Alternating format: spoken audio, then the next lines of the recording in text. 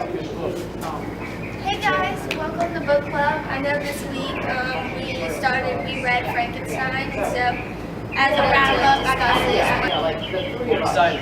Love it.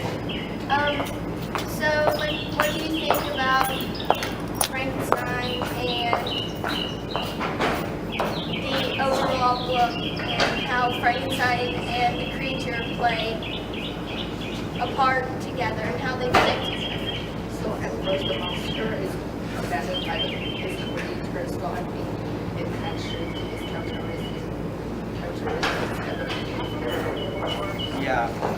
And first off, it also has a lot of like repercussions throughout the story, especially like the monster trying to get revenge on Victor, and so that kind of just like plays around with like the characters and stuff, and we get to see the different like perspectives of the characters. Like with the monster, we get to see his side of the story, and Victor's. So yeah. What did you think was one of the main things? For me, I thought Victor and the monster really represented different parts of society.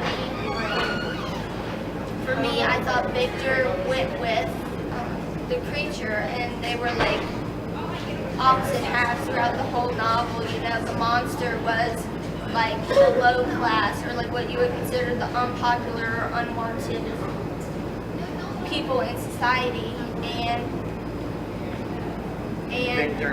Victor was just the person that had all like the ideas and just higher up than the creature, and I think that played a part in the novel because throughout the novel we see the monster like subjected and subjected again to what we would consider like how the low class would be treated. And we see the repercussions that the society has at home when the creature is treated like. Yeah, it definitely takes its toll, especially on Victor's life. It's like the monster's goal is to try to get Victor's like attention, basically. So, not in the best way, in my opinion. I think we can all agree on that. So, yeah, we can get to see a lot more through monsters side of the story around the middle of the book. So let's focus in on the creature itself, and let's talk about the creature and what we found out about the creature, because that's a pretty important part of the novel. Do you have anything to say? So I think,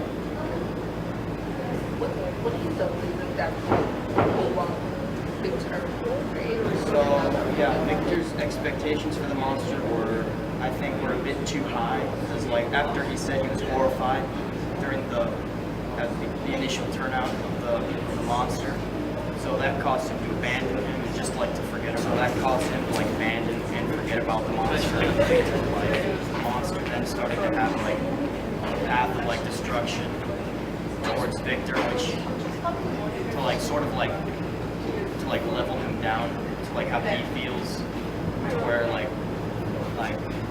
if you have nobody else that loves you and nobody else that cares for you, like you know how he'll feel, and maybe you'll come to an understanding. So yeah, I think a big part of the story was just trying to have like an understanding between the characters.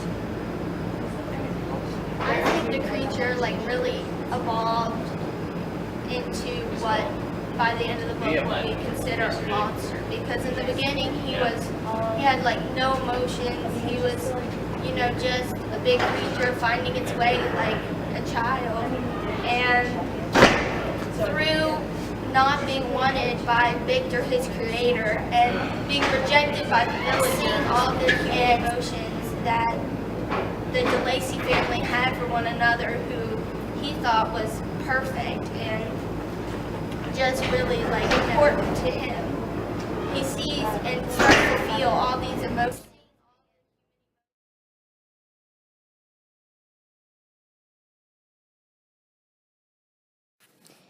Not knowing how to react to those emotions that he was feeling.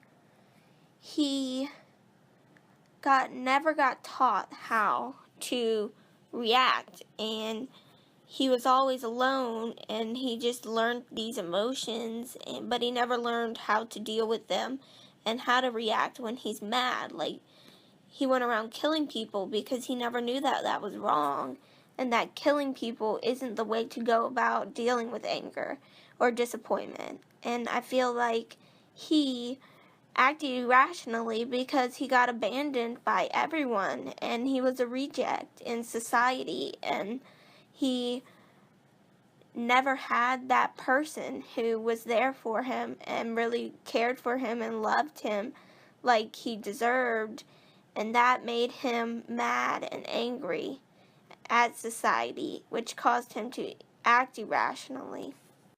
Alrighty, thanks for joining our book club. Hope you come again.